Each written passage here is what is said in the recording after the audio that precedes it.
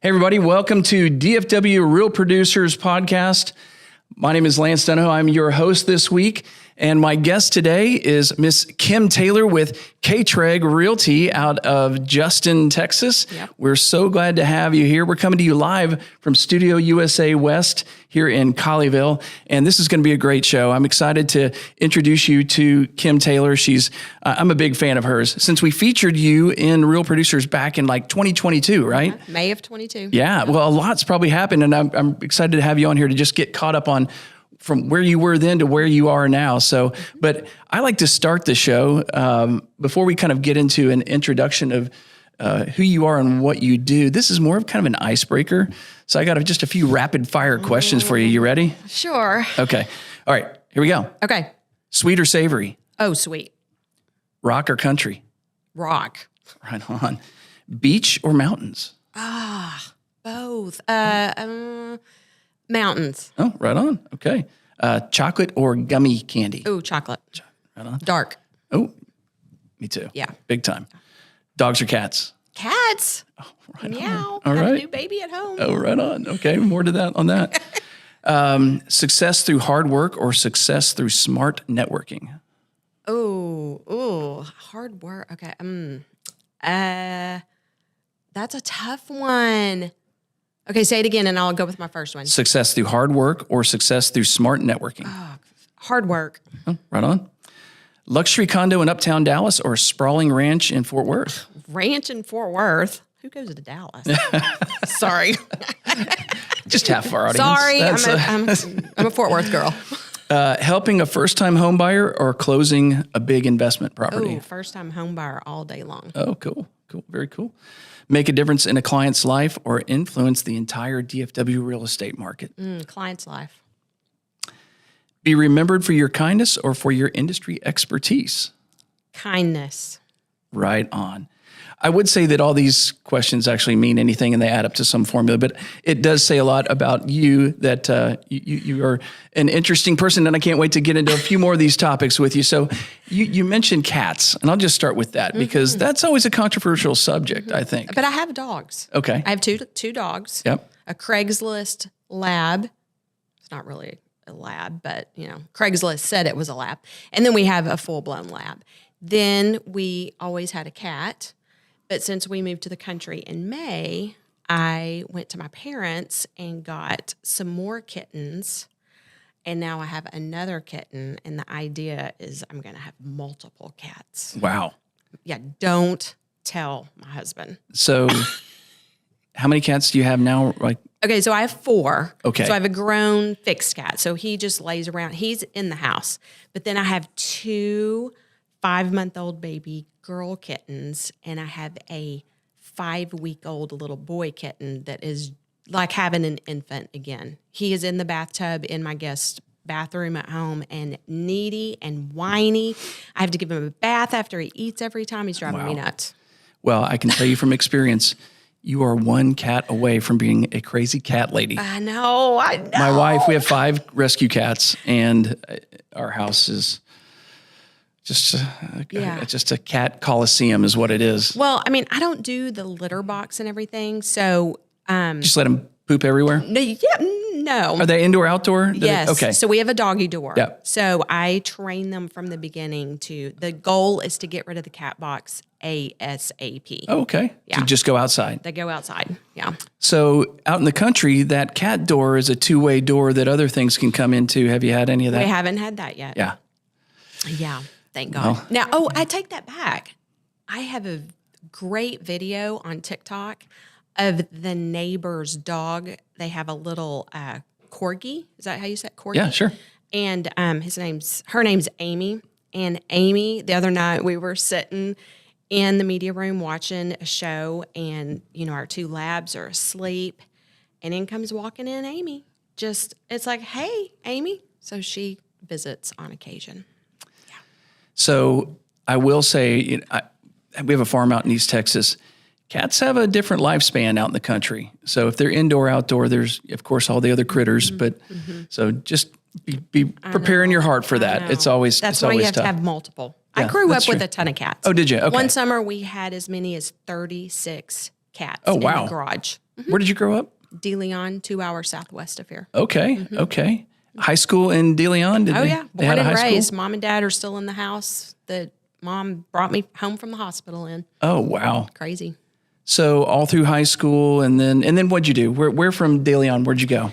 Well, so I started dating my husband, Gordon, when I was 15 and he was 20. And that was okay then. Yeah. Like our families knew each other. His mom gave me a baby gift when I was born. So it was that kind of deal. Right. And so I got engaged the night before my high school graduation. Wow. So we got married love that. in November of 88. So we're fixing to celebrate 37 years of Oh, marriage. wow. Congratulations. Crazy. So from there, we moved to Tulsa. So we lived in Tulsa, Oklahoma for 5 years. He worked and went to ORU a little bit. And I went to school. I thought I wanted to get my nutrition degree.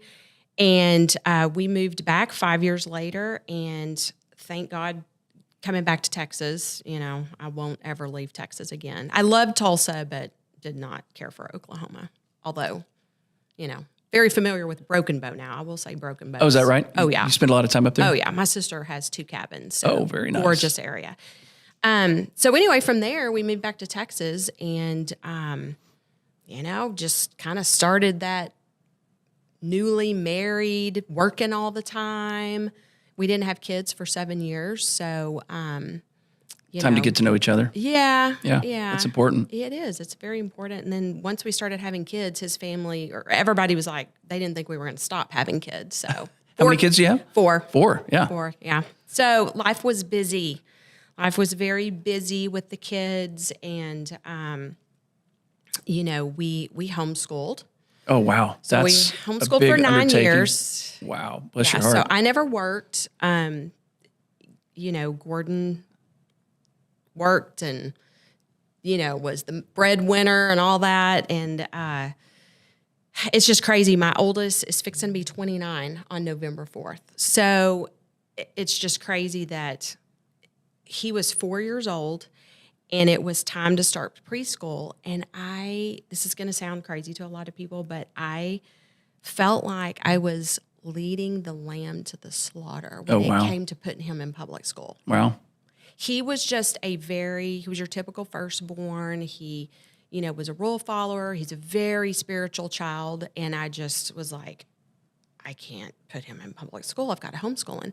So I homeschool him. And of course, 9 years later, it was pretty easy with the 3 boys, and bless my little daughter's heart. When she came along, it was difficult to homeschool with her. She would be a 3-year-old and I would have the boys go take time to play with her. Was it more of a challenge teaching your own children, or was it more of a challenge just teaching and learning those subjects yourself and being able to?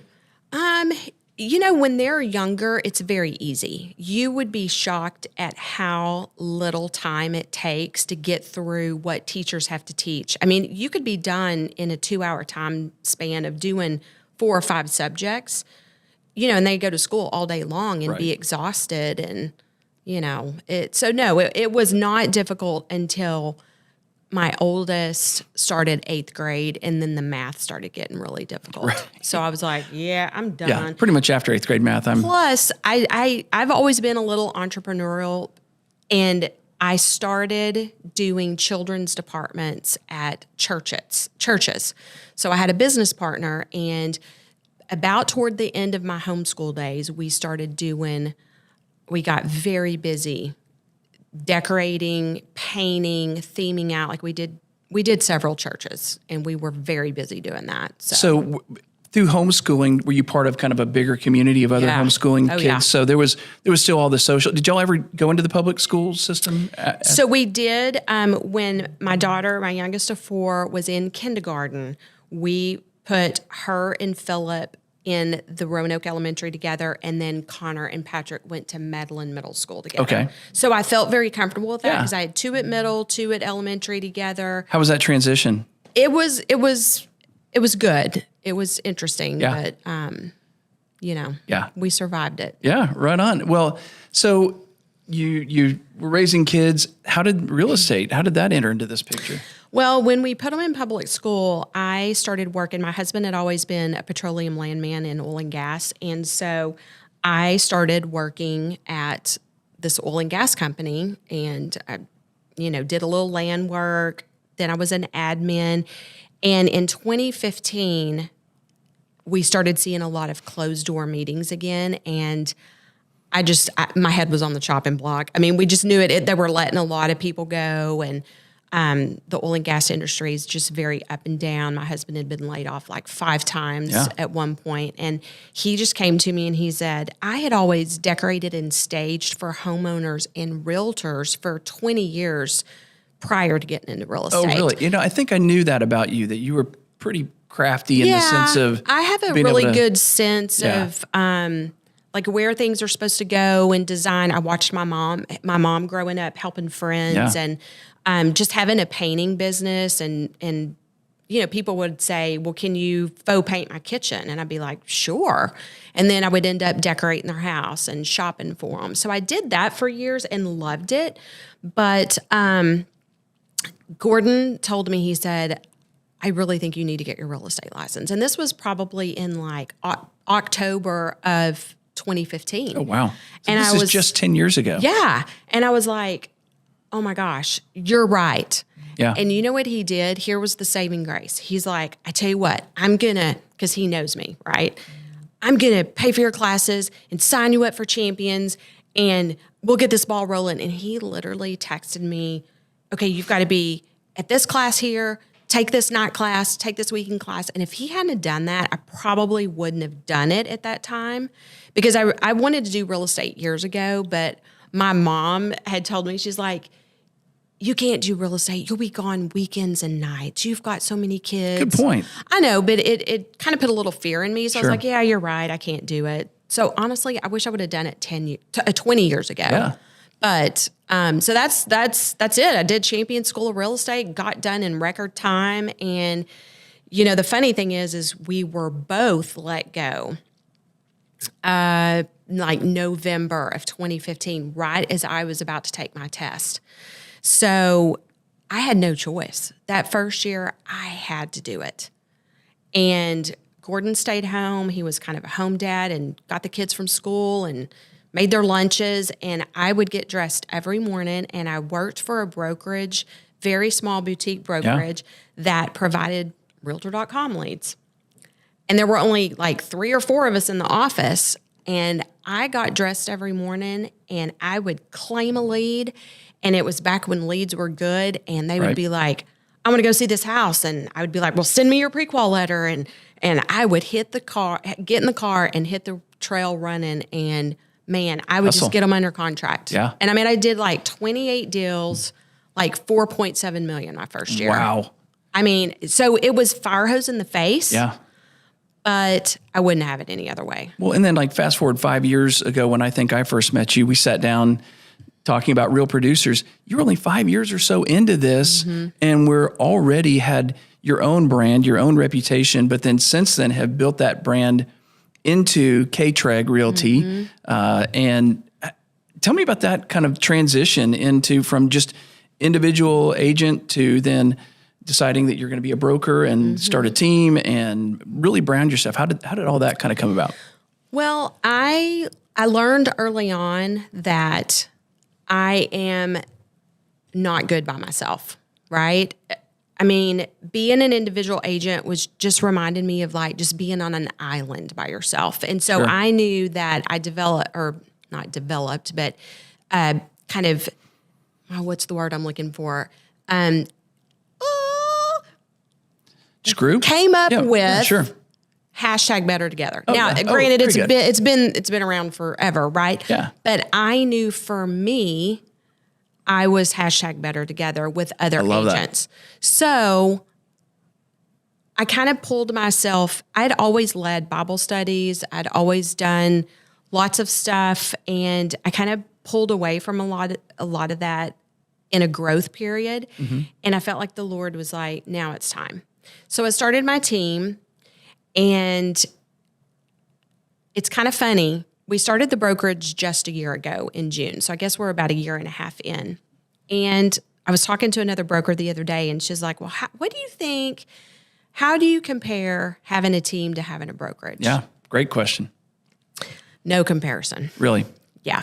What's easier? What's the difference? Having a team was way easier and way more fun because I'm a people person, I'm a people pleaser. I love just, we're just doing life together. Whereas, and I think this was my biggest struggle point, probably growing the brokerage or having the brokerage was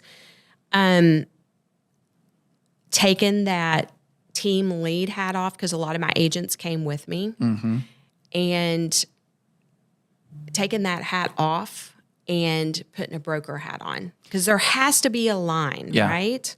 So is it more of like you're now management and you weren't necessarily in the trenches with them and everybody's got each other's back? Did you feel like you were now I just on had the a other hard side of time that? because I wanted them to be happy. Oh, yeah. And I wanted to please them. And I wanted to include them in my decision making, although it was really me and my husband's brokerage. But because you are very much a collaborator. I am. I want to know. I want to know what my agents want and need, and I want to develop things. So I did. I really developed the KTREG real estate around what they wanted and needed, and shortcomings within the industry. And it was still hard to remember that I'm their broker. I answer my phone all the time. Sure. But it was hard because I was so used to going to them. Well, what do you think about? Well, it doesn't really matter what they think. It's my brokerage. Right. That was hard. Yeah, it's your name. It's your brand. It is. Yeah. And so that was kind of a hard lesson to learn. But we've got through it. The Lord kind of has me in a place of solitude this year. Yeah, you mentioned that. I mentioned that earlier. And what does that mean? Well, When you say solitude, does that mean that you've set yourself out in the country alone and are not necessarily interacting as much, or is it more of a place of peace? It's both. It's kind of both. He's pulled me away, and I've always said the Lord gives and the Lord takes away, meaning agents, deals, whatever. And I feel like I'm in a place of solitude, whereas we did move to the country in May. And I start each day just with me and the Lord. And the only way I can do my business and get my head on straight is by doing that. Mm-hmm. And I've always been a doer, a goer, what does Kim think? What is, and it's like he's had to kind of pull the reins back and kind of pull things away from me to get me to realize that. I mean, I remember probably 15 years ago, I had to physically paint on the wall in our living room, "Be still and know that I am God," because I had to remind myself that, like, in my go, go, go, go, go, that's just not always good. Right. So I'm at a slower pace in life, which is awesome. Comes with a maturity. Sure. A lot of women say it's because you're past 50. Oh, hey. Yeah. That's the gray hair. Like, my husband's like, we've moved to the country and she's let herself go. Yeah, be grateful you have hair. This is what 55 looks like, something to look forward to. Hey, I am thankful for hair. So that's what I mean by a place of solitude. It's just been, it's been good. Yep. So, and you mentioned too that you're in this place of solitude, which is also in contrast to your hashtag better together. That there is some of that. It seems like you're in a season here. But you've also said it's one of your most productive years. It is. I am very close to having the best year. Wow. I keep saying 10 years, but it's really 9 years of real estate. But I can't believe it. I have had a great year. We've been very busy within our family. I mean, we had 2 kids get married. We had 2 kids buy houses. We did a buy sell. We saw this house back in January. I never thought we would move. Right. I loved my house in Roanoke. But the Lord knew what I needed. And once I just let go and let God, love that saying, it's like, it was just such a monumental moment. Just again, a remembrance kind of thing. So a little time in the wilderness. I'm loving it. I love it. Well, you mentioned that you have some of your most profound thoughts, even just out cleaning briars. I do. And, I'm just, who would have thought that, cleaning briars. What does a day look like? And I mean, you mentioned you get up and you have your quiet time, but you're working, but there is that balance. And when you're out in the country, it's a little bit different than going to the coffee shop in Roanoke or whatever and meeting people.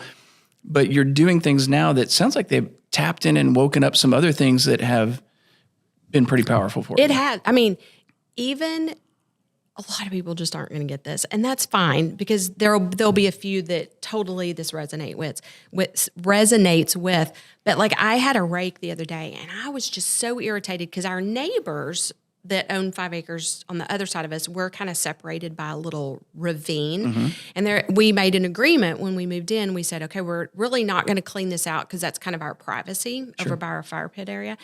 But I started cleaning it out, and all these briars are just taking over these trees. And I'm like, it's briars at the bottom, but then it turns into these vines. It almost looks like grapevine. And I've got my rake, and I'm just hacking at it, and it falls on me, and it's scraping me up. And I'm like, I need a full metal jacket on. And the Lord is like, this is going to get me emotional, but he's like, this has been your heart. And when you pull all these briars away, like the trees can live. Yeah. Like these, that's great. And I told my husband, he came out and he's like, what are you doing? We're supposed to keep this, we're supposed to keep this all clogged up for privacy. And I'm like, no, these briars are choking our little oak trees that are trying to grow. They have to be cut back and torn down. And it was just such a reminder. It's like, oh my gosh, like that. It's been a painful year. Like it's been a great year within our family and within my business, but within the brokerage, he built us up and he kind of tore us down. Yep. Which is what happens. Sure. Yeah. Right? If agents aren't selling, they're going to move. Yeah. It's just the reality. Yeah. But it was hard. Yeah. Because it's a lot. Leading a team, building a team, to see that team grow and then to retract. At one point I went from a team of 12 home inspectors to 2. Yeah. As they say, gradually then suddenly, you know, and it's a wake up call because it's a gut check. Yeah. From your leadership standpoint, what are the things that you're providing that would make them want to stay? And then also, is this really what you are meant to do? Is this what you really want to do? And even as you describe the difference between kind of the joy you had as running a team versus a brokerage and kind of your role, it's interesting that even that, how you you said, I need some solitude now. I need a little bit of me time to recover from that. It sounds like it was a wake up call, and it was kind of ugly for a while. And I just really was like, you brought us into this to build us up, to tear us down. Why? But sometimes it just takes that, and it may not be about you. It may be about them. Sure.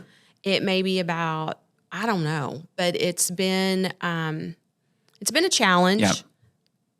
But I feel like, and I thought about quitting. I thought about just hanging up KTREG Real Estate and just moving somewhere else. But the second I start to think about that, it never fails. I had 3 agents reach out wanting to talk to me about my brokerage. So I'm like, okay, I hear you, Lord. He's like, what I want you to do is focus on your foundation and get your mentor, get your broker associate, get the people that you need for your foundation to help you.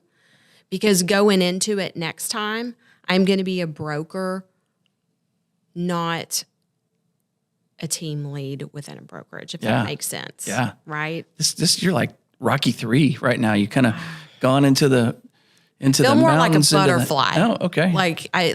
But yeah, Rocky 3. I see that analysis. You got the eye of the tiger too. I try. But it's been good. Yeah. I mean, I'm in a really good place now. Yeah.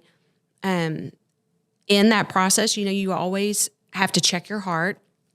And then I went back to several people that I realized I was harboring resentment and went back to them and asked for forgiveness. Wow. They had no idea why I was reaching out to them. And that's fine because it was about me, not them. Yeah. But that felt good. That cleansed my heart. How do those conversations go? How do you start a conversation like that? I just kind of texted them and I'll be like, you're going to think I'm crazy, and you're not going to know what I'm talking about. But I didn't text them. I sent them an audio text. I love audio text because people can hear you, whereas text, they can misinterpret stuff. Yeah, definitely. So, one of the agents has been on your pod. I mean, he's sat right where I am. Yeah. And I was like, I am so sorry that I held something against you. You aren't going to know what I'm talking about, but it was guilt by association. And I am so sorry. And he was like, wow. Oh, okay. Well, thank you for reaching out. I have no idea what's going on. I kind of know what's going on, but I appreciate you reaching out. If he was a dude, he'd probably think, I didn't know. I just thought everybody Exactly. all women hate me. That's what I thought. No.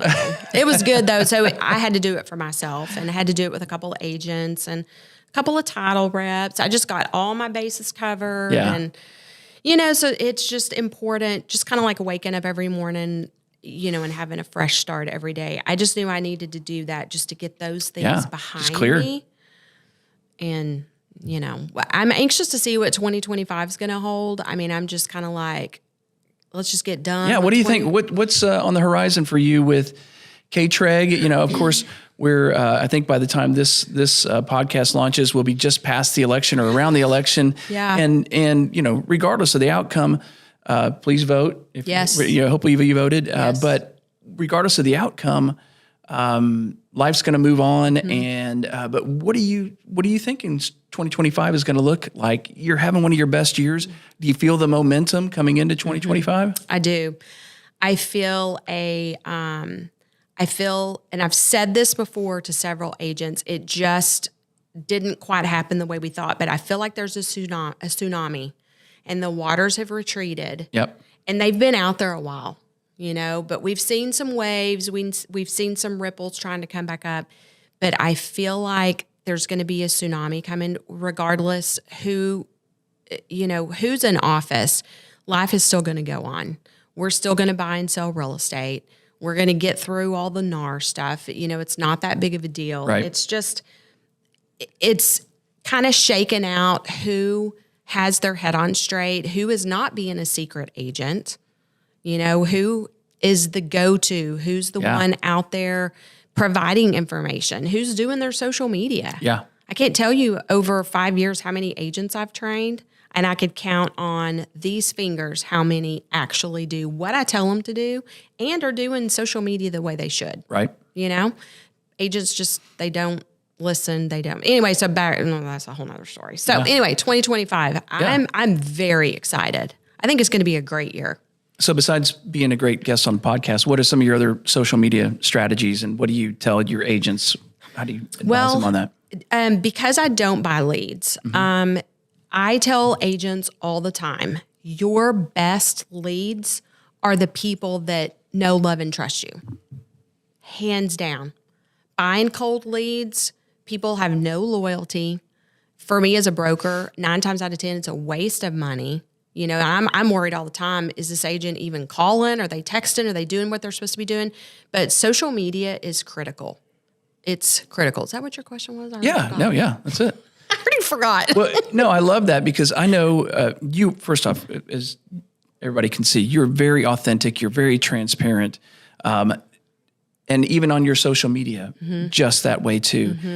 Do you encourage people? Because some folks, we just want to put our best face forward and they're scared to death to be real. Agents have a hard time even just, I'm going to use your phone real quick.